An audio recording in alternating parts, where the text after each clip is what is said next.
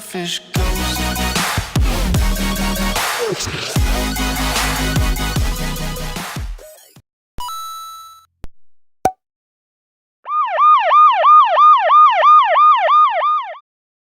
Hello everybody, and thank you so much for joining me. Welcome to my slightly in-depth review of Kirby Star Allies for the Nintendo Switch.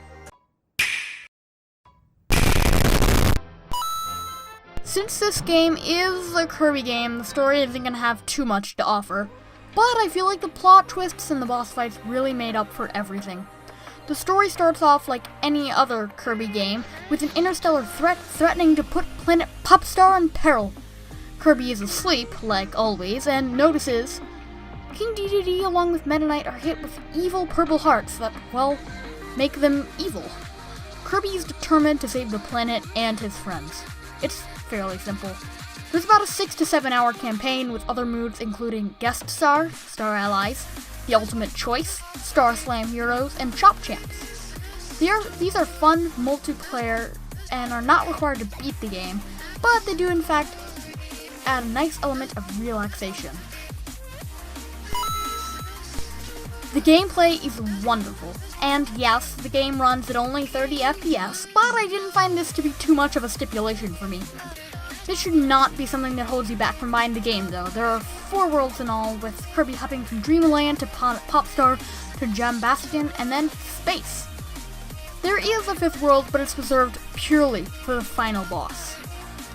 The gimmick of the game that makes it different from other Kirby games is the Friend Heart ability that Kirby gains.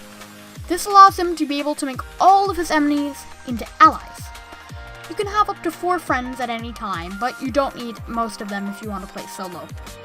These friends will help you traverse through puzzles, boss fights, in the game overall, even though you do need friends for some parts just to get through the story.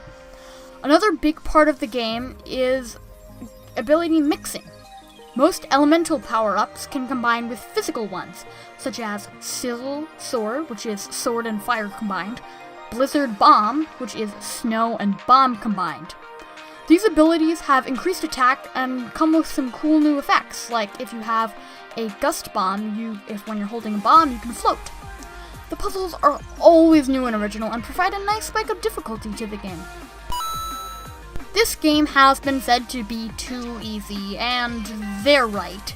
It is just a little bit too easy for my liking. And yes, I'm pretty stingy with games. I liked Mario Odyssey because you can make the game hard when you want it, and make it easy when you want to do the exploration factor. Kirby is just too easy throughout, and yes, the final boss fight is pretty cool, but it's still very easy. If you have completed other games before, and you expect this to be similar, I'm sorry, but it is not. I got every collectible in every level, only having to play the level once or twice at the most. There isn't much of a reward, but the secret levels help. Secret levels can be unlocked by finding a hidden switch in each stage. The switches are usually quite easy to find, but sometimes require a collector's eye. The boss fights are by far my favorite aspect of the game. They make the game slightly hard and are graphically incredible. I like when you use the boss fights as a way to get friends, such as when you beat Bugsy, you may swallow him or throw a friend art at him, and they usually help you get more collectibles later in the stage. The final boss fight is my favorite, and part of it is in 3D and the other part is in 2D. That is definitely why it is my favorite. It blends them really well. The 3D part is graphically amazing. I was marveling at it the entire time. I also like the general bosses that you fight at Gem Bastion, or the Generals of Magic. These include Frozen General Francisca, Blazing General Flamberge, and Lightning General Zan Partizan. You fight them all twice? I'm not quite sure about that, but each time is still very, very fun and original. You will also end up fighting Pon and Con and most of these friends along the way. And yes, Wispy Woods is the first boss fight. Again, for just about the 30th time. And of course, the big question, the final review. Is it worth it? Well, is the game worth $60 full or not? It honestly depends. If you enjoy games like The Legend of Zelda Breath of the Wild or Xenoblade Chronicles 2, then this game might not be for you. If you have a little sibling, then the game's perfect. Overall, it really just depends on your preference in the end and what types of games you enjoy. Easier games, this is definitely for you. If you enjoy harder games that give you a challenge, I'm sorry, but it's just not.